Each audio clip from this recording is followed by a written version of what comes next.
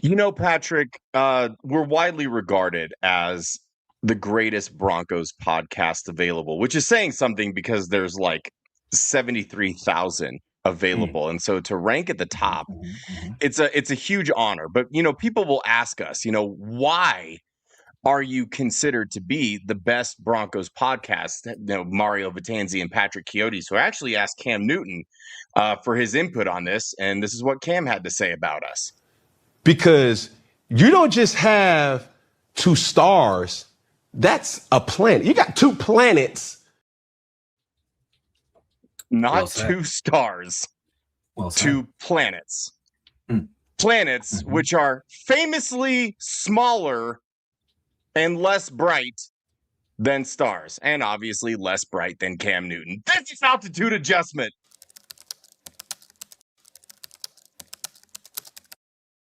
Hey, feel I'm in the mood for a switch up. I hit the function, hit the rose till I hiccup.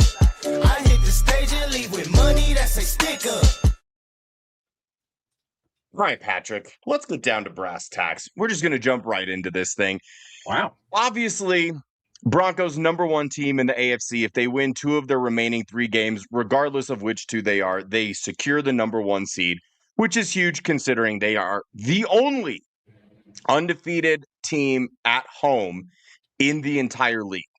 So if they maintain home field advantage throughout the playoffs, well, Pat, there's a really, really good chance that this team could end up in the Super Bowl, something that we told fans was not only plausible, but probable just 4 months ago. But I want to know, Pat, like we know about the Bo Nix and Cortland Sutton and Patrick Surtain and Nick Benito and Jonathan Cooper and all the big names. What I want us to do, I want us to go back and forth a little bit and discuss briefly some unsung heroes on this team. I'm going to start, and I think that you will agree with me, with not just the fullback, Patrick, but the fullest back that the Broncos have had since Howard Griffith. Adam Prentice. I said since Howard Griffith. So Mike Burton just fucking died. Mike Burton just who? His last 2 years of impact have been non-factors. Boy, if you don't stop. Listen, okay, we are not going to poop. This is not a poo-poo segment, okay?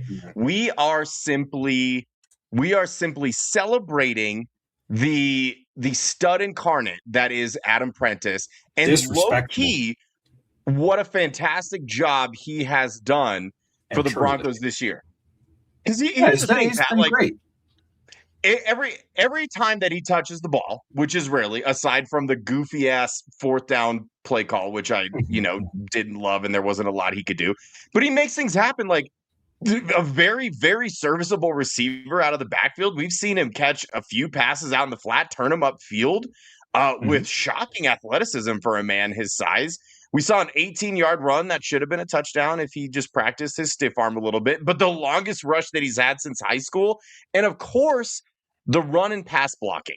I mean, when he pops, right?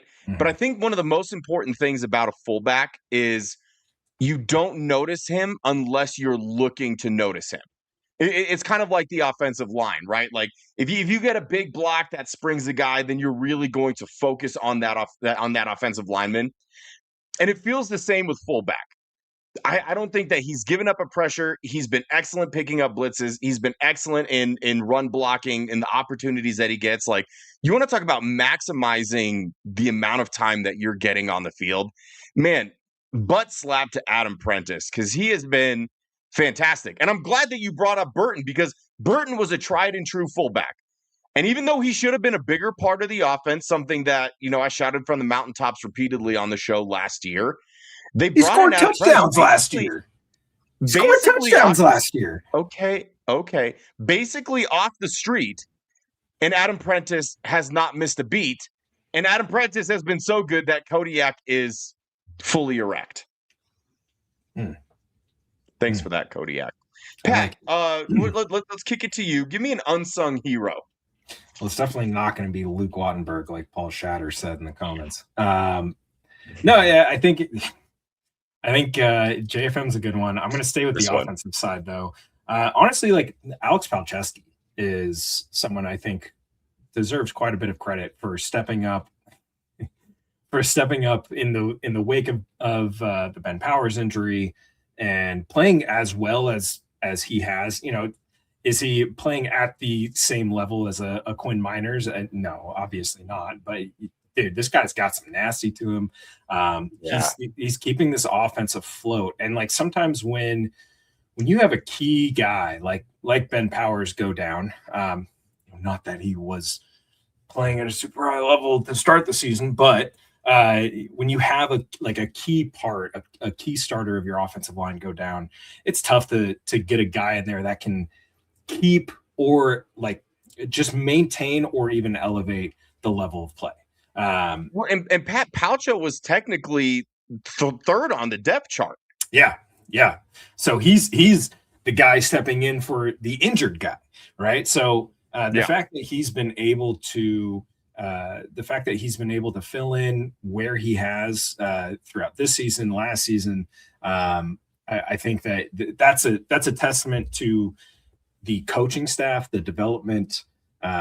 Clearly, they saw something in this guy that they really really liked, and he's been tremendous. It's been awesome to watch. Would love to see us get back to some downhill power football. Pulling some guys a little bit more. That's something Ben Powers is really good at, but Sean Payton didn't really do that too much with him. So it is something that I would like to see potentially happen. But Palczewski kind of makes you think like, it's a cheap option. You could potentially move off of Ben Powers' contract next year, and like keep a good, talented developmental piece. I mean, how many times have we seen guys who are undrafted rookies go on to become starters down the road? Get a second contract with the team. I think it'd be really cool. And I want to see Palczewski keep growing and keep evolving with this offense and with this staff, hoping that they keep the majority of this offensive staff after this season. Will be kind of tough, but I think that he is a guy that deserves a lot of praise and a lot of credit right now. Yeah, and I wanted to leave this comment from Kodiak up because he brings up an excellent point. Like, I think a lot of people forgot McGlinchey went down last year. Yep, and Alcho filled in admirably. So the fact that he's not only been like really excelling at the left guard position, but that he is capable of excelling at the right tackle position. And you're right, like further down the road, do we see Palcho like as a true starter on this line? I see no reason why not. Every opportunity that he's gotten, Pat, and this is kind of like the theme of what we're talking about, right? Is like the guys that are maximizing the limited playing time that they're getting. And I think we started off the bat with two perfect guys, like guys who, a backup and a fullback who don't see the field a lot. Palcho was not supposed to see the field a lot, aside from, being a tackle eligible guy, and has filled in unbelievably. To the point where, I think you have a really difficult decision, or maybe not so difficult decision to make between he and Powers. But let me ask you this, Pat, before we move on to the next one. When Powers is healthy, and it feels like he might be able to play on Sunday, or at the very least maybe on the Thursday night game, do you insert him back into the lineup, or do you just kind of keep things rolling the way that they are? That's tough, man. Like, you want to maintain continuity with the offense, and the way that they've been playing as of late, it's just like you don't want to mess up the chemistry. You don't want to mess up the, So, I mean, is there I ran into a situation like this. I ran into a situation that Palcho does that Powers doesn't do, or like doesn't do as well. I would say Palcho's a little more. He can move a little bit better. Powers is a bit older than him, but Palcho's got some power to him. He can move a little bit. I would love to see more of him pulling to give like a real honest, a real honest tell. But I just think like Powers is the vet, and he's getting paid all this money, and so maybe there's a contract thing where like, hey, we got to get this guy's bonus. But I think that, and this comment right here from Fish Addict, Palcho coming in for run heavy plays, I think maybe that's what they go back to against the Jags. I don't know if you do it. Maybe against the Chiefs and the Chargers, you put Powers back in there to get him those reps and get him going. I wouldn't be surprised if Powers plays the entire, even if we clinch and everything. I wouldn't be surprised if he plays the entire Chiefs game or Chiefs Chargers game, just so that he can have those reps going into the playoffs. But man, right now for me, like it would be tough. It would be tough for me to say, hey, Palcho, thanks so much for your help, bud. But we're gonna put this guy back in the starting lineup. So just hang tight. Just tell him that his time will come again. Yeah. And I ran into a situation like that this year where you got a guy who's hurt. Guy who replaced him was just absolutely balling out, and it came down to hey, like, this guy's a senior. We gotta leave him in because right now the offense is working a lot better with this guy in than you, and that's just the way that the cookie crumbles. So just hang tight and wait for your spot. We'll use you when we need you, but it is a tough situation, especially with the way that they've been playing. You don't want to mess anything up. So yeah. Well, and it almost feels like, and I guess this is a good problem to have, if you can even call it a problem, is like you have two above average serviceable guys that can both play the position. It's like Palcho comes in and there's not a drop off compared to, and I'm totally spacing on his name and maybe rightfully so, but the Pert, they kind of inexplicably put in at left guard just for that Jets game. And I get he was injured, but was a big reason that game was as close as it was. And it was something that we had discussed. And so the fact that he can come in after Parrott and have the kind of impact that he had, when we saw that, like with Parrott, it was a bit of a detriment. And that is the absolute last thing that you want when it comes to like depth offensive linemen. Like if any one of your guys goes down, is a guy going to come in and be as good or better? Almost never. But the fact that we haven't seen any sort of drop-off compared to the drop-off that we saw with Parrott, I think speaks volumes about what Palcho's been able to do. Yeah. I'm going to shift over to the side of the football that is very near and dear to your heart, and that is special teams. And I'm going to talk about, we love JL Skinner, and shout out JL Skinner, and he's fantastic. But man, Pat, Devon Key, my goodness, this man is always around the football. I think he leads the league by several special teams tackles. Like, should be the leading vote getter in terms of special teams players. And again, it's an unsung hero because special teams is a unit that you don't want to have to think about. And like a lot of people just kind of consider it a lesser unit compared to offense and defense. But one of the reasons that this team is 12-2 and have won 11 straight and look as good as they have, is because ever since, I want to say like week 6 or 7, when you and I were really, really critical of special teams, they bring in Rizzi, who's supposed to be an upgrade, and it was looking really dicey. Aside from Crawshaw, like the special teams was not looking good. And man, I don't know what happened, but they have flipped a switch, and this has looked like one of the best special teams units in the entire league. And it's just, it's so nice because now you're dealing with a complete football team. And Devon Key is the key, for lack of a better term. Like you see the pop plays with JL Skinner, and he makes those plays like on special teams that you notice.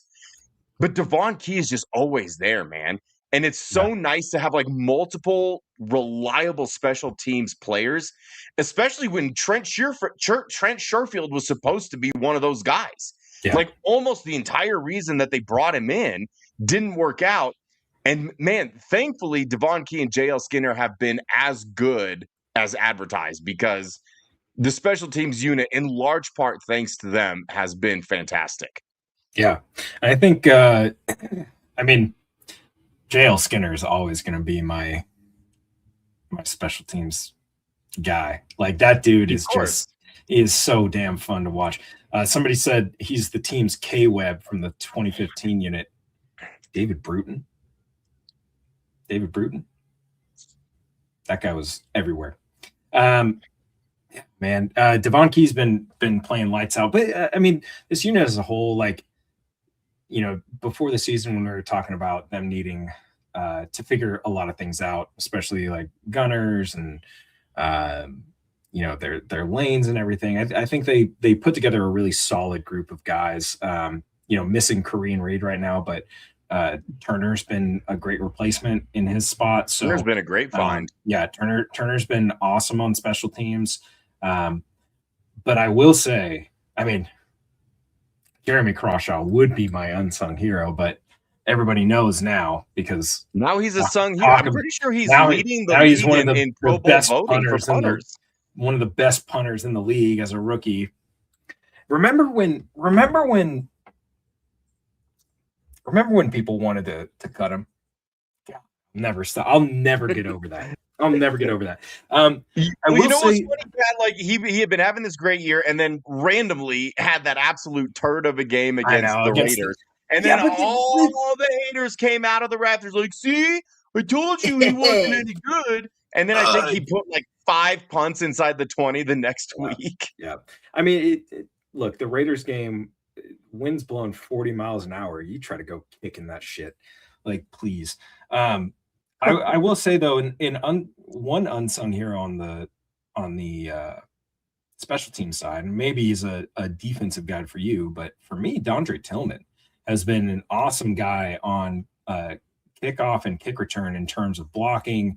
You mean the guy leading the team in interceptions, Patrick? Yeah, the interceptions leader for the Denver Broncos, Dondre Tillman. Yeah, his impact on special teams has been awesome. They have turned into one of the better teams in the league when it comes to kick return yards and starting field position.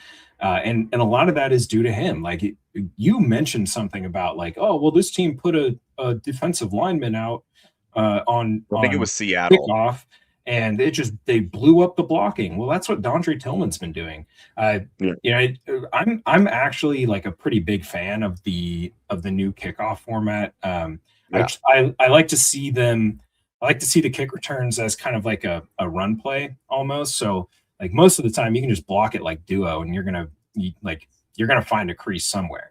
But the filibuster to that is putting big guys out there on the field. So then that turns into, okay, well, you just ruined our gap integrity.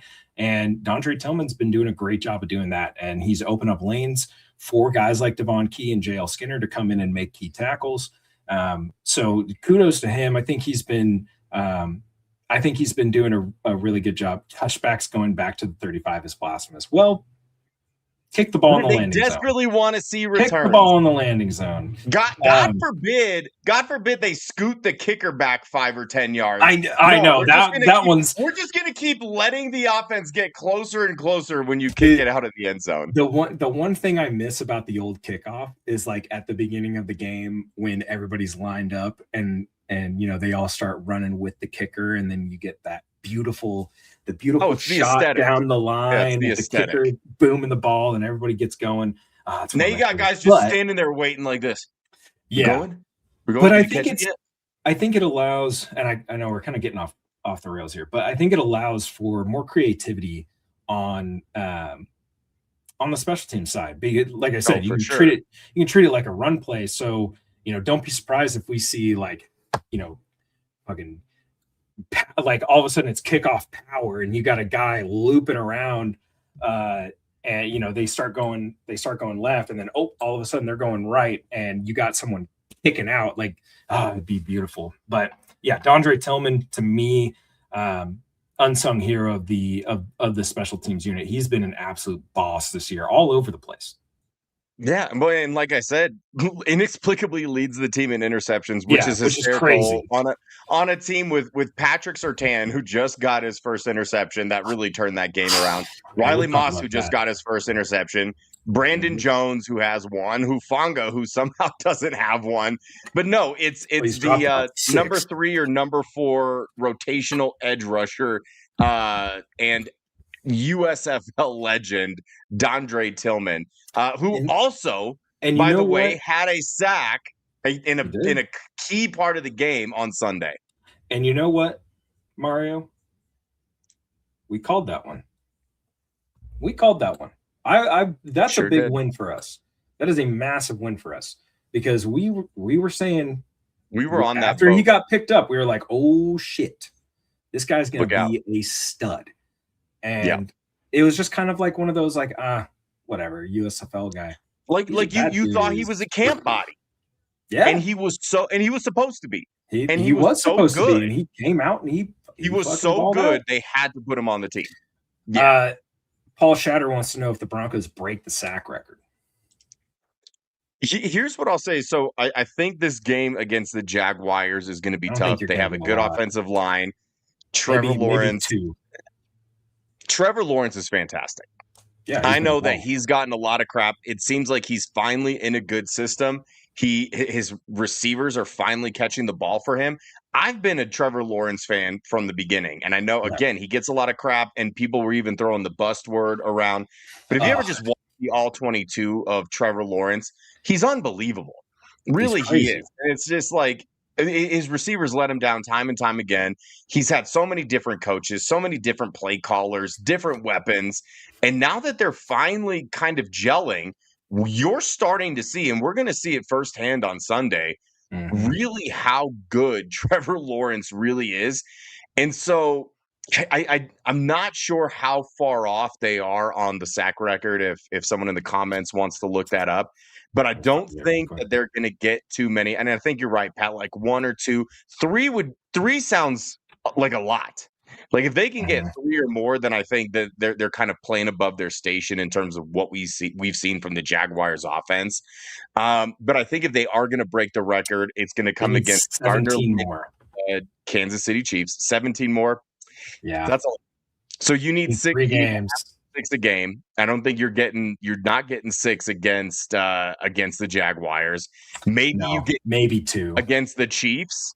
And because you got Gardner Minshew back there, their offensive line is broken down. I know Simmons is out for the year. I think their right tackle is out for the year. The dude that always jumps off sides. They have like 4. And then I think the Chargers game will be interesting because they've had injuries on their line, but Herbert does not get sacked a lot. So no, I don't see them breaking the record. I think that they will come close. And I think they'll lead the league certainly in sacks again, which is more than enough, like more than you can ask for. But they've been good enough. And the thing is, like the sack statistic is a little bit loaded too, right? In terms of pressure, the pressure statistic doesn't get enough attention. So that's a statistic that we see Zach Allen consistently leading the league in.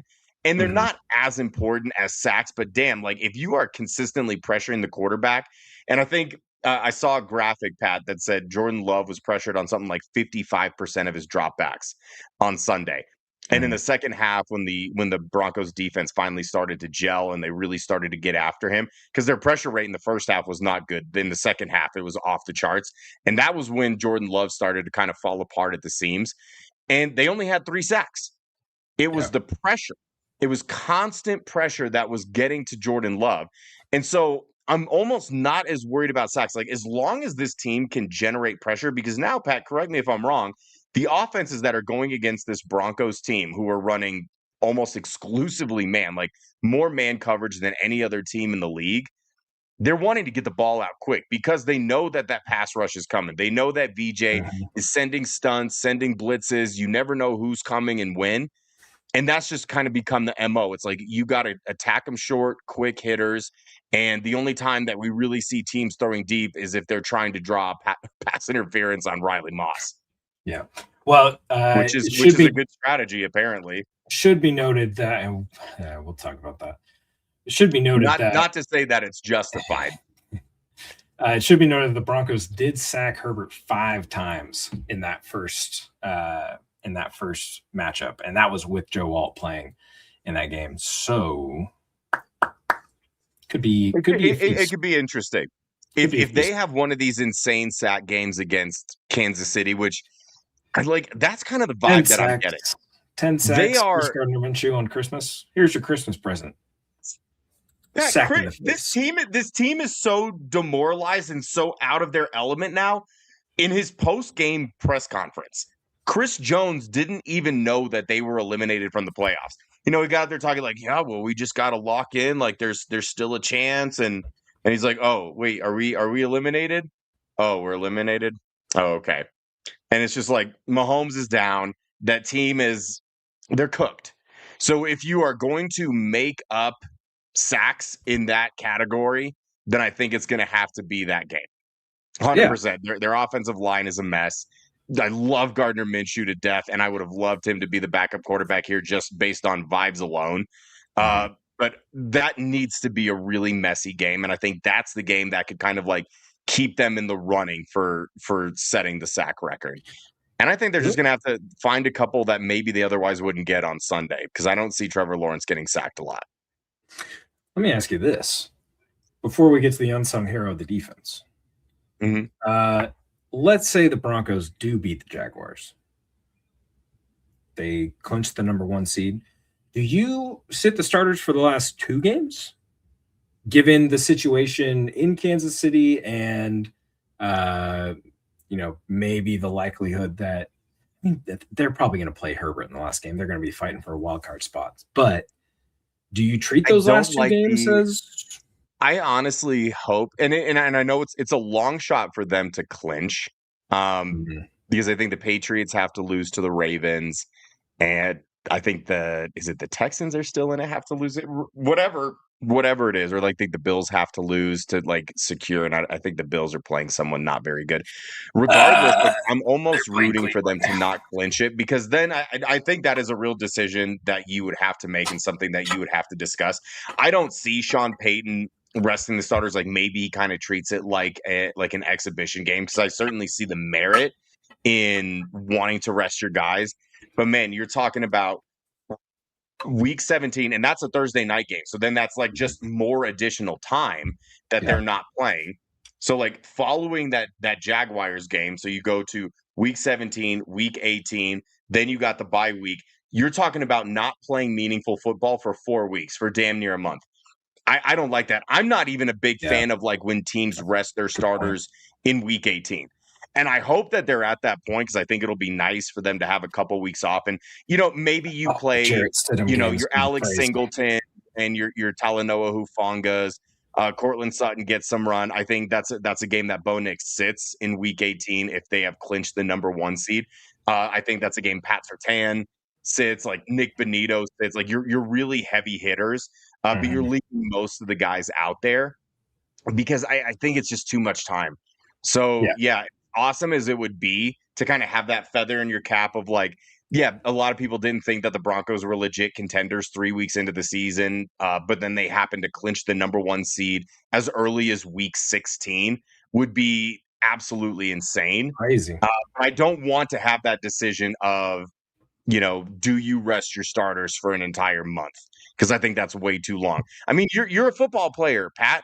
Imagine being in the thick of a season and then waiting a whole month to play another meaningful game. And not only is it meaningful, but it's a playoff game. Not only is it a playoff game, but it's your first home playoff game since you won the AFC Championship game back in 2000, and I think technically 16 was the last playoff win they had at home. There's too much riding on it, and you have to be fresh. And for any Rockies fans that are in the comments, and I know they're few and far between, and my heart belongs to the Mariners, but of course I love the Rockies.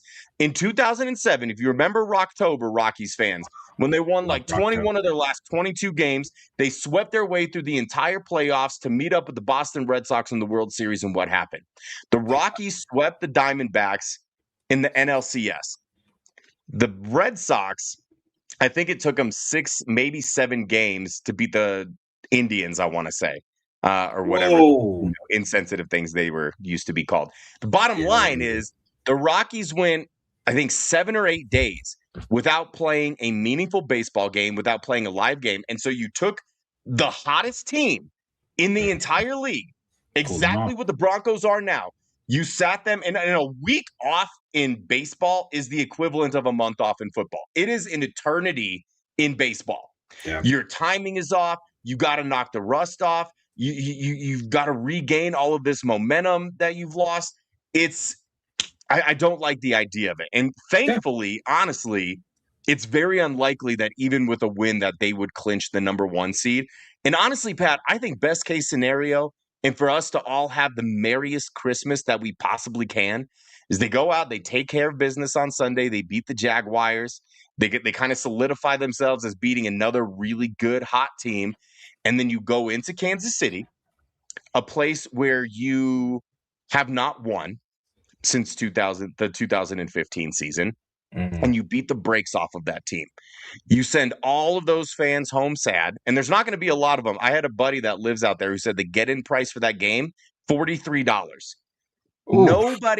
Nobody abandons a bandwagon like Kansas City Chiefs fans. Well, that stadium is going to be empty. So wouldn't it be the merriest Christmas of all, Patrick? If they beat the brakes off of the Chiefs? I get it, I know. But it's Christmas night. Nobody does anything Christmas night. All the excitement's in the morning. Okay. And all of those people are getting coal anyway. So it's not like they have anything to look forward to.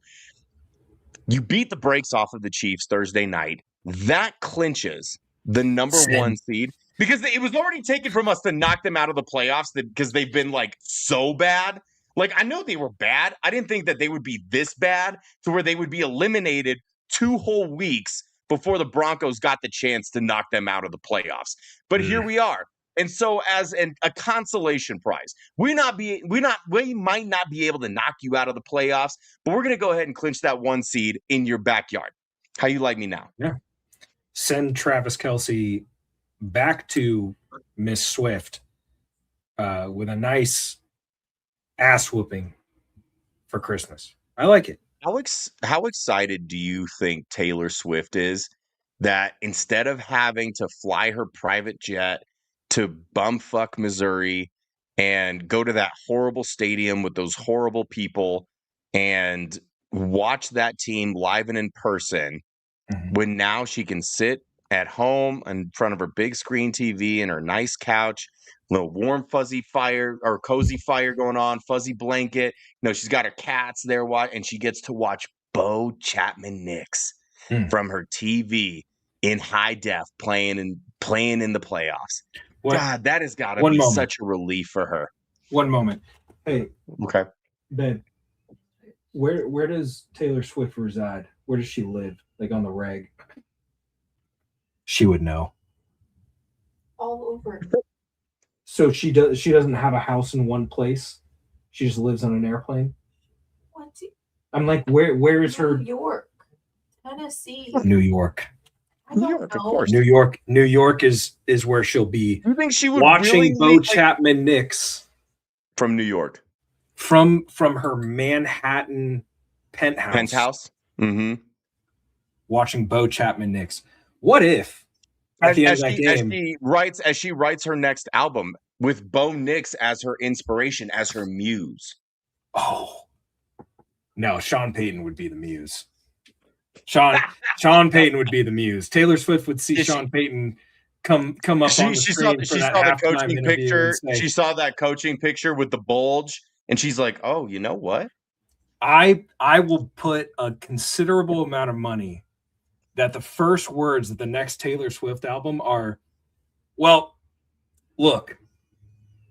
That's going to be the first words, because that's every Sean Payton interview is, well, look. When we turn on the film, we look at these things. So I guarantee. Has he ever let a reporter actually finish a question? Like, he's in such a hurry to get out of there. I love it. It's like at the very certainly Luca Evans, Lucas, I think somebody called him. We love Luka. Before he can get the last 3 or 4 words of the question out, Sean Payton's already answering the question. He's already okay. We need to get back on track here. Unsung hero of the defense. Hit me. Who is yours? It's crazy because I feel like almost everybody on that defense is kind of like a sung hero, but if I had to say someone, man, I'm going to go with Malcolm Roach. Again, like he's not filling up the stat sheet necessarily. I think he has maybe a couple of sacks on the season. But the couple of games that he missed with an injury, you could tell like it was detrimental to their run defense in terms of their rotation. And I think you have, a guy that's turning into really a generational player in Zach Allen when he's not on the field. The fact that, and JFM, like I know someone said JFM earlier. Again, I don't think JFM is necessarily unsung. I think he's a sung hero. I think we all kind of know what we're getting out of him. And so when they traded for JFM and then added Malcolm Roach almost seemed like a toss in to there. But man, has an impact every time that he's on the field and does that dirty work, like does the things that don't show up on the stat sheet, but absolutely impact the game. So to me, like in terms of his run defense, he reminds me a little bit of Mike Purcell. Like Purcell's not getting after the quarterback in that sense. But man, was he so damn good at just plugging up the middle, shooting the gaps, disrupting the run. And so for me, Malcolm Roach is absolutely the unsung hero. Not a ton of snaps on a week-to-week basis, but every time he comes in, the production, like from JFM and from Zach Allen to him, doesn't drop off entirely. Yeah, I don't think I necessarily have an unsung hero of this defense. I think that a lot of these guys are extremely talented, and they prove it each and every week. Like this is a truly complete unit. I mean, we can sit here and say, Jaquan McMillan's been great this year. Brandon Jones has been awesome this year, and I hope he heals up. Really sucks to have him on IR, but man, how vastly different has this defense looked with the addition of Talanoa Hufanga? How vastly different. I mean, this is a team, and no shade to any former player or anything, but like, holy shit, man. Like, if you would have told me, 2 years ago, Hufanga is going to be on the Broncos and this team's going to be like literally the best unit in the NFL, I would have been like, maybe if he can stay healthy. Well, he's been healthy and he's flying around like a piss missile every play. And he's bringing an attitude. Fun. He's bringing an attitude to him and Greenlaw. Like, Greenlaw, we knew like this, he's a dog. Like, we saw him. Don't want to mess with him. Don't want to mess with him. He damn near killed Josh Jacobs in this game. Holy shit. But yeah, he damn near decapitated him. Josh Jacobs wasn't really the same after that hit either. No. And I mean, Hufanga coming down in the run, Hufanga playing near the line of scrimmage, blitzing. I mean, this guy has been such a unique addition to this team, and it's really taken the whole defense up a notch. Like, they just play with this attitude. Like last year they had some swag and they had the beef up front, and those guys were great, but like it didn't feel like, I don't feel, like and Fish Addict just said it, tone setter. Like, I didn't feel like we ever really controlled the tone of the game when we were on defense. Now I'm just waiting. I'm like, when is that long-haired fuck going to come just barreling down and blow somebody up? Oh, that second play of the game. Oh, look at that. He just shoved the opposing quarterback's head into the ground after a fourth down conversion in the first fucking quarter of the game. Yeah, this is going to be a dogfight. That's how I feel every time watching this dude. So unsung hero, no, but like absolute game changer. Difference maker, tone setter, whatever you want to call him. It's Hufanga, man. I have to get myself a jersey at this point. This dude is just transformational for this defense. And I love DJ Jones. I love Malcolm Roach. I love that you said him, because that's a dude that has earned every single cent of his money here in Denver. Yeah.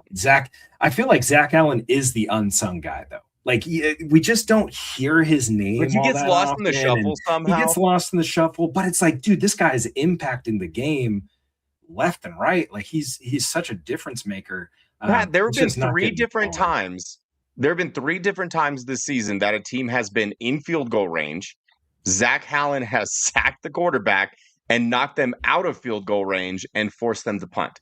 That's 9 points in 3 plays that he has impacted on the season. And yeah, I'm glad that you brought up Hufanga and Greenlaw, because here's the thing. We as fans want to liken this defense to the 2015 defense, the historically good defense that your former co-host was famously on, Chris Harris Jr. And the biggest thing, because the defense balled out last year too, and we all know until obviously the playoffs and kind of down the stretch they started to falter. And I think a big reason for that is they didn't have the attitude, guys. Kind of what Fish Addict said. Like, he's like what TJ Ward did. TJ Ward or Nakeem Talib. You need those mouthy fire starters, who are going to put a big hit on someone. They're going to get in somebody's face. They're going to fire up the defense. That was what they didn't have last year. Like, Singleton can maybe kind of be that guy, but it's just not the same. Like, I know he's always talking, but the energy is just different. And again, nothing against Alex Singleton, but last year, Singleton wasn't there. Obviously, Hufanga and Greenlaw weren't there. And your best defensive players is like, well, Pat Surtain is a cornerback, and he's not yapping at people. He's not real demonstrative. He should be, he should be. Pat. He carries himself. He carries himself like Demaryius Thomas. You remember when DT was around, and fans would get mad that he wasn't more excitable and wouldn't get fired up. And Pat is kind of the same way. It's like he lets his play do the talking. He'll do this or hit one of these, and that's kind of it. And then you had guys like Benito's not like that real verbal, emotional leader. Jonathan Cooper kind of is, but he's more of just he flips a switch and he's just a lunatic on the field. And I think he kind of scares people even on his own team. And so those have been the biggest difference makers. And I remember seeing, in preseason, Pat, when people are overly critical and they go out because they needed a safety, they needed an inside linebacker. And I thought the two guys that they got were great if they were able to stay healthy. And somebody had called Greenlaw 5 or 6 games into the season when he hadn't played yet. They were calling him the worst free agent signing since that alopecia right tackle that we signed, who played 6 snaps and boat raced us for $30 million or whatever it is. That's who it was. They said that he was the worst free agent signing since Juwan James. How do you feel about that now? Because that's exactly what it is. Finally, that was the missing part of this defense, Pat, was the attitude. Both of those guys, and of course, they're both from San Francisco, fantastic defense for so long. They brought almost 100% of the attitude that the San Francisco 49ers defense had. They plugged it right into the Broncos defense, and that has been the biggest factor. So it's you as an offense, as an opposing offense, especially where they're at now, you feel like you never have the game won until there's all zeros on the clock.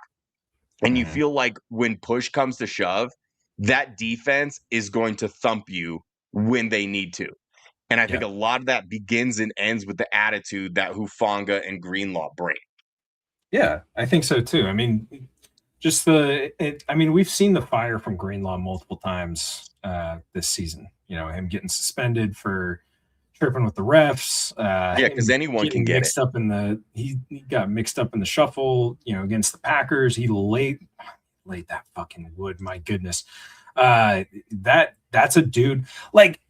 Man, I'm not gonna say he is a 1-to-1, but the mentality and the physicality that Greenlaw brings reminds me a lot of Al Wilson and during his time in Denver, just a fucking powerhouse who he's gonna thump you.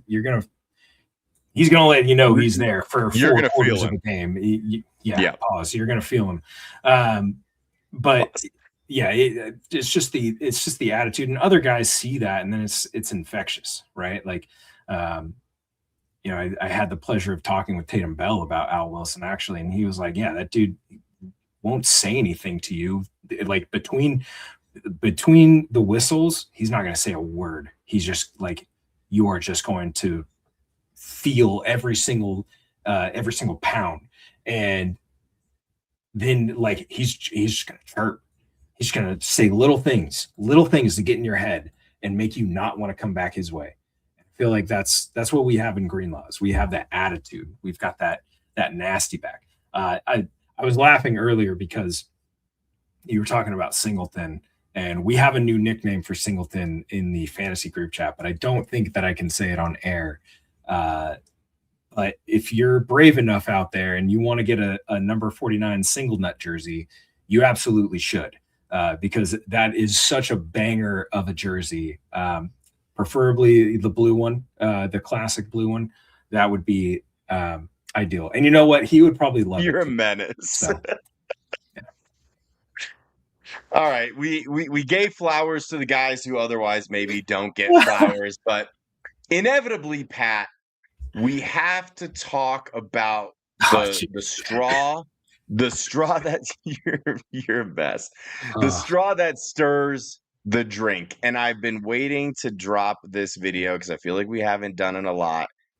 But man, how about MVP candidate Bo Chapman Knicks? But it's been the Crosby Knicks, Wilson Knicks matchups today. It's incredible that like the last two seasons, both this year and this year, have almost kind of mirrored themselves, where it's like he gets off to a little bit of a slow start and people don't really know what to think, but they're winning football games and he's looking serviceable. And then it's just like after a late in the season Thursday night game, switch flips and Bo Nix just goes to this place where he is unconscious. And we've seen less than 2 seasons of games worth of Bo Nix. And I think far and away, Pat, this game that he just played on Sunday, like if you weren't already a Bo leader, I don't know what else that man could do to convince you that he is the guy. Like Benjamin Solak had himself a no good, very bad day because out that hit piece on Bo Nix, and a couple weeks later, Bo Nix turns around and drops that performance on that defense in that situation. You want to talk about making a guy look stupid? My God, Bo Nix was completely firing on all cylinders. And the difference in the game is that Jordan Love statistically had his best half of his career in the first half against the Broncos. And it was really kind of overshadowing how good Bo was because the defense took a little bit to get going, even early in the second half when they were down by 2 possessions. Bo never flinched. He did not make a bad mistake. He had a couple of passes that maybe should have been picked, but you know what that goes down in the stat line as? Incomplete pass. It goes down as nothing. So I don't want to hear people saying, "Oh, well, picks were dropped." Yeah, well, but that counts for nothing. Okay. Yeah, well, talk to your defense about that. But there was nothing that Bo couldn't do on Sunday. And I don't know what it's going to take to get him to get to that place on a week-to-week basis. But, man, the Packers are a really good team. They can pressure. Obviously Parsons went down, and that was a huge blow to their defense. But not until later. Even without wasn't making that big of an impact. Without Parsons, it's a really damn good defense. Like Xavier McKinney, for my money, is probably the best safety in the league, if not top 3. I mean, Xavier McKinney alone probably saved their defense 14 points. And it would have been a historic day for Bo if it wasn't for a couple of plays that McKinney made. But if Bo can channel that, Pat, and figure out a way to just play that way for the rest of the season and through the playoffs, no one's beating this team. With this defense and this special teams unit, if Bo is on that level where he is just hitting all of his throws, he's in rhythm, he's not overwhelmed, he's making good decisions, he's decisive, nobody can beat this team in a 60-minute football game. So can we see that sustained level of play out of Bo, or do you think he was maybe playing a little above his head? No, I think we've been seeing it for the last couple games. I'll be completely honest. I think we've been seeing it. The last game against the Raiders, I mean, my goodness, that was one of the cleanest games of football I've seen from a quarterback in a long time. You didn't think it was disgusting, as The Athletic would lead you to believe? No, because I watched the game. You actually watched it. I saw a guy who was very patient, who knew what he was who knew what he was getting from the defense, um, took the play calls, executed the offense to perfection. They held on to the ball for 2/3 of the game. Insane. I would not call that disgusting in the least. And this game, we saw the same guy. We saw a guy who was very calm. When he escaped the pocket, he still seemed like he was calm. Um, and that's dangerous. That's dangerous when you have a guy who just does not like. There's nothing you can do to stop him. I mean, the stuff that he was doing, like the stuff that he was doing off progression, and the stuff that he was doing when he was flushed out of the pocket, being able to create on the whim. And he finally got the help from his supporting cast that he needed. We saw him kind of do this in the Houston game. He was running quite a bit, and he was trying to create while he was on the run. And then those passes were either inaccurate, or they were dropped, or they went through the hands of the receiver. And we didn't see that this game.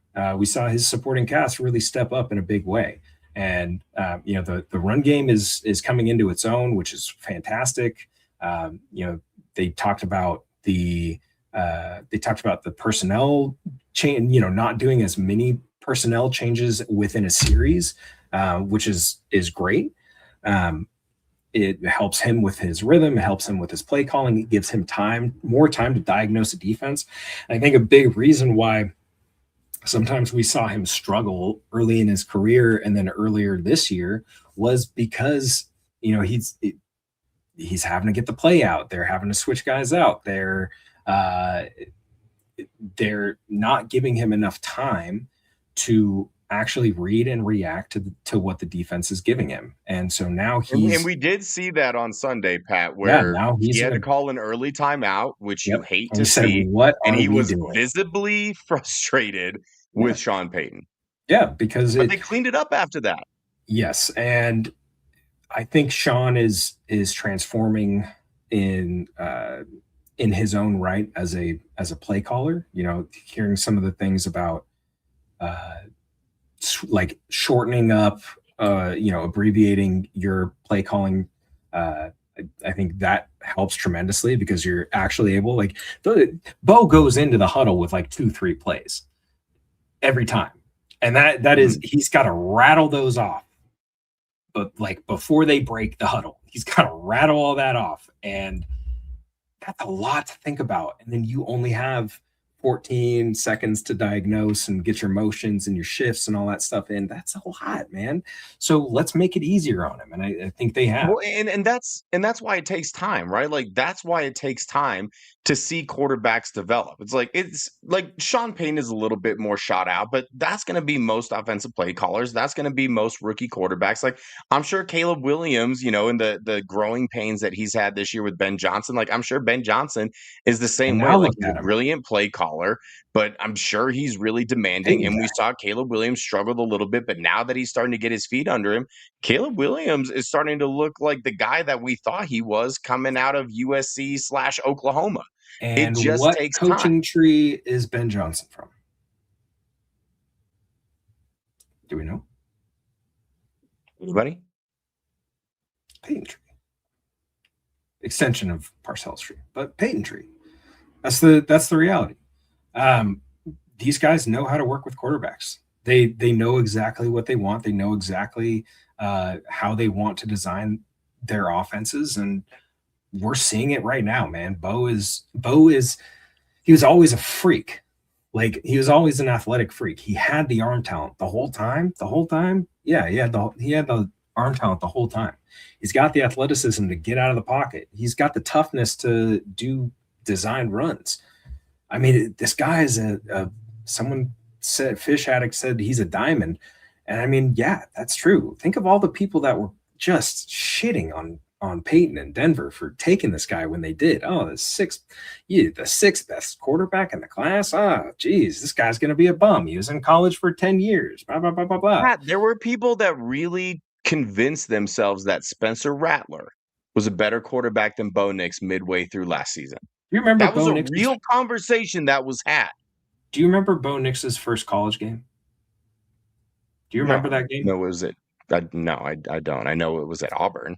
I don't know Well, who they yes. played. Starting as a Was that when they played true Oregon? freshman. Yes. They played a top I don't ranked remember it, but I know Oregon you have team told me about this with game. Justin Herbert at quarterback, and Oregon was beating the shit out of Auburn for a little bit. And then this kid, Bo Nix, true freshman, just starts coming out of nowhere, making plays with his legs, putting his team in a position to win. They won that game. That's the type of quarterback that he is. He doesn't shy away from the big moments. He doesn't like pressure is a privilege. He preaches it all the time. It's great Dan Lanning euphemism. Pressure is a privilege. And when you put Bo Nix under pressure, he is going to make plays. Largest comeback in NFL history in one quarter. Bo Nix. That's weird. He's like, how many accolades? What was the thing I said the other day? There's only been 2 quarterbacks with like 7,000 yards and 60 touchdowns and blah blah blah within their first 2 seasons. It's Dan Marino and 20 plus wins. Dan Marino and Bo Nix. If you would have told me that, if you would have told me pre-draft, I think my comp for Bo Nix is Dan Marino, I'd say sign me the fuck up. You'd be laughed out of the building. Sign me up. You'd be on board with it. Yeah, of course. I'll take Dan Marino. I'll take Dan Marino any day. You give Dan Marino an elite defense and the only receiver difference, options. Yeah. The only difference between those two, the biggest difference, I should say, is that Bo Nix is going to win at least one Super Bowl.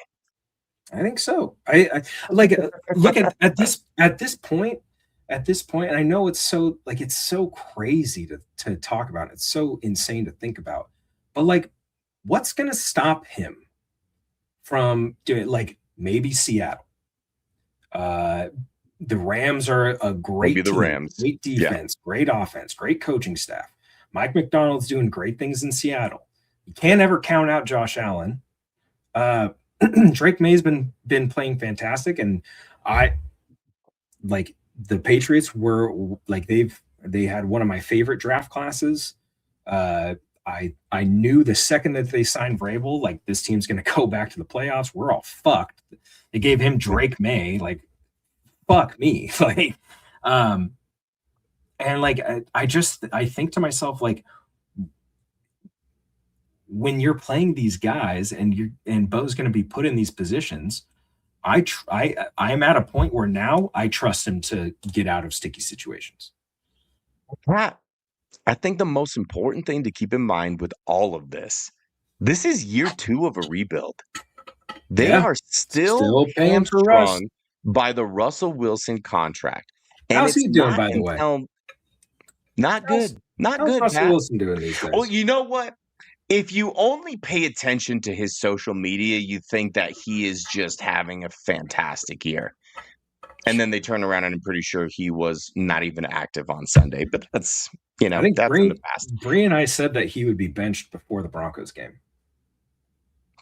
No, and I saw it coming 2-3 weeks. And here was the funniest thing. Now that we're on this, the fact that he got so offended and broke character.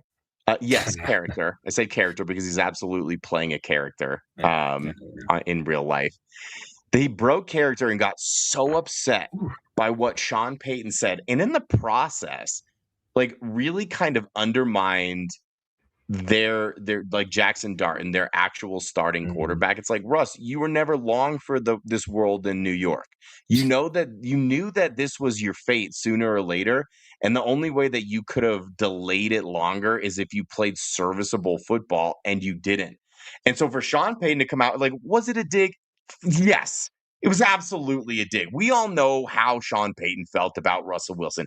Desperately wanted him gone to the point where they were paying an exorbitant amount of money for him to play on a different team. That's how highly Sean Payton thought of Russell Wilson. But he took offense to the fact that Sean Payton was hoping that they didn't have to see Jackson Dart and that he wouldn't start until later. Well, if you watched that game and you saw like why the Giants should have won that game, it was because of Jackson freaking Dart. Yeah. I was unbelievably impressed. You're talking about a rookie quarterback going up against, at the time, the best defense in the league, and a Vance Joseph-led defense. And Jackson Dart, for much of that game, shredded that defense, Pat. You Mhm. think that Russell He's Wilson doing a would have great been job. anywhere in the same stratosphere as that? And you're going to take offense, Russell Wilson? Just go away, bro. Like you're done. And you've It's insane. distracted me, and now I'm on the Russell Wilson hate train because it's so Get off. frustrating that he still involves himself. Get off. Get off. You're Get right. off. And then speaking of getting off, you know what else is getting off? The rest of his contract next Oh. year. So the scariest thing about this team, Patrick, not just that they're 12-2, not just that they've won 11 straight games, not just Mhm, the fact mhm, that Bo mhm. Nix is starting to play like legitimately an MVP caliber quarterback, not just the fact that their defense is one of the best units in the league, not just the fact that their special teams unit is one of the best units in the league, but oh, by the way, they will have a full salary cap to work with next offseason. And oh, by the way, they have the richest owners in the NFL. Our That's owners have fuck you monopoly money. money to them. Our So if owners you have fuck think you that money. this team is good, and they are, oh my God, can you imagine next year when they have no more Russell Wilson contract on the books? That's what can really get you hyped up and excited, Bricked up, some because would say. this team is just going to keep trending right up like this in this upward direction, and really nothing can stop them as Mhm. long as they continue the trend and keep doing what they're doing. So, Yeah. Pat, I'll ask you this as we get out of here. Any final thoughts of what this team needs to do, or anything that they need to solidify in order to convince people that they are for real? In order to convince people that they should be the top Super Bowl contender? Is there anything left to prove for this team at this moment? More dominant run game, I would say. More dominant run game. I mean, look, Harvey had 19 carries in this last game, was at about like 3 point something yards per game, or yards per carry. I just think like they need a truly dominant run game, and I think the screen game can stand to be improved a little bit. But I think that's the one thing that I'm like, man, if only we had this back. If only we had J.K. Dobbins still. Like this team would probably. I mean, at this point, if with Bo playing like this, I mean, geez, you add a strong run game into that. Yeah. But Harvey's doing a good job. I hope he can play this week. They're gonna need him, but yeah, He's I think okay. He's just a little that's the bit one. banged up, but he's good.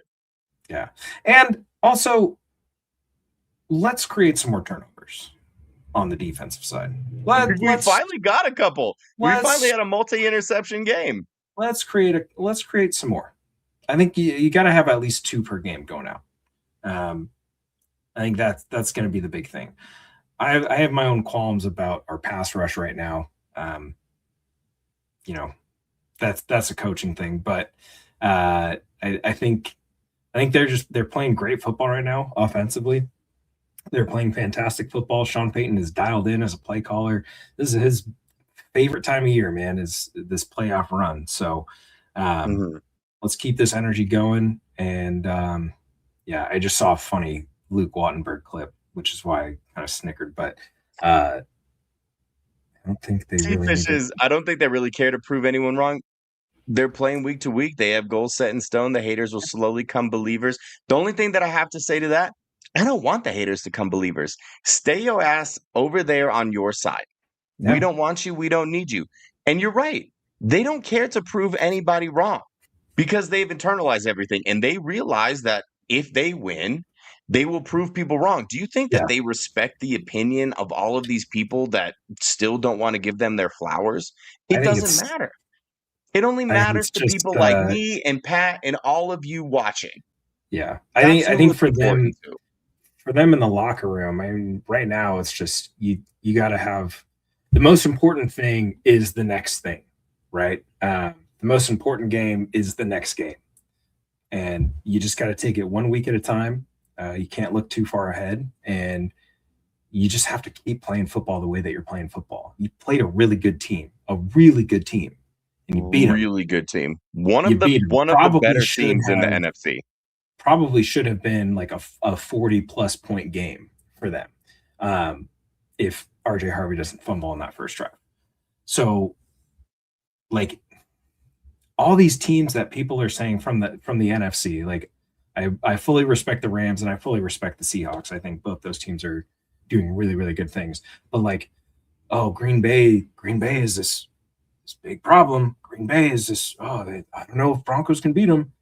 Well, they did. Oh, Dallas. Dallas has George Pickens and CeeDee Lamb.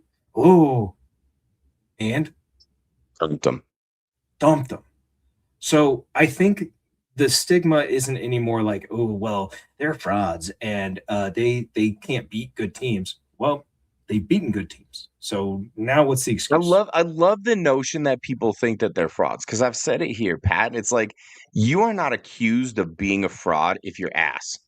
Yeah. You know, it's like, has anybody convinced themselves or made the comment that the Chiefs are frauds this year? No, it's like, because they're a we've just said mid-ass team. Cooked. They're cooked. They are cooked. Exactly. Yeah.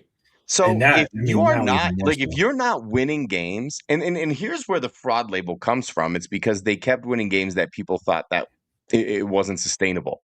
But what did we see? They were losing. We saw yet another second half comeback from this team. How many is that now? Is that like 9 on the season that they've had, or 10 on the season? I think he already has the same amount of fourth quarter comebacks as John Elway did in his first 2 seasons. Interesting. Like, and so here's the thing, like, the people that think that they're frauds and that they're saying it's just not sustainable, they can't keep winning this way. That's the only way that they've won. They've won every conceivable way against every conceivable team that you could think of. And that's what makes this team so dangerous. And I'd said it before, Pat, like, what's not sustainable is what the Broncos did in 2013 when they kicked the shit out of everybody. Like, that was a team in the Peyton Manning record-setting year. If they didn't beat a team by 2 touchdowns, fans would be like, wow, we didn't look very good that game. Like, that wasn't a very good game. I think they finished 14-2. They really ran through everybody in the playoffs, and then they got absolutely embarrassed, famously, in the Super Bowl. Why? Because that brand of football and the way that they were playing was not sustainable. Like, what do you think? Manny Ramirez. What they were able to do in 2013 or what they're doing in the year of our Lord 2025? This is far more sustainable. My worst nightmare, Mario, actually keeps me up at night. We get to the Super Bowl. It's in San Francisco. It's great. Broncos get the ball first. Awesome.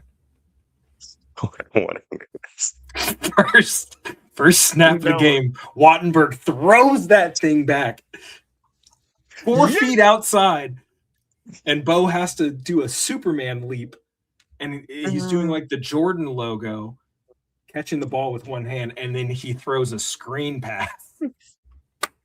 First play of the game. Oh God, it'd be a nightmare. And now that's going to be my new sleep paralysis demon. So I appreciate it's Luke Wattenberg. Yeah, it's just Luke Wattenberg snapping the ball over Bo's head over and over and over again. Pat, go ahead and plug the amazing show that you do with Bree every week. Believe in Broncos on the Believe Network with my wonderful, amazing co-host Bree Maestas, who had an open gym tonight, or open house tonight. That had to have been crazy stressful. You can find that on the Believe Network. Anywhere you find your podcasts, go subscribe to that show. Bree and I drop tons of knowledge on that program. It's fantastic. It's awesome. That's my favorite show. It should be everybody's favorite show. We keep it. Should be everybody's favorite show. We keep it real. So Believe in Broncos on the Believe Network. Love you, Pat. So good to have you back. Coach Payton, how do we do tonight? Gosh, your own little internet shows are driving me crazy. We tried our best. Maybe one Sorry, day. Coach. Maybe one day, Coach. Be nice to Luca. Approve of our shows. Congrats on 12-2, Coach. But job's not done. You know what's better than 12-2? 13-2. This has been Altitude Adjustment. Mario Batanzi, Patrick Quixote. We will see y'all next week. Hopefully to discuss another win. Okay, I love y'all. Bye-bye.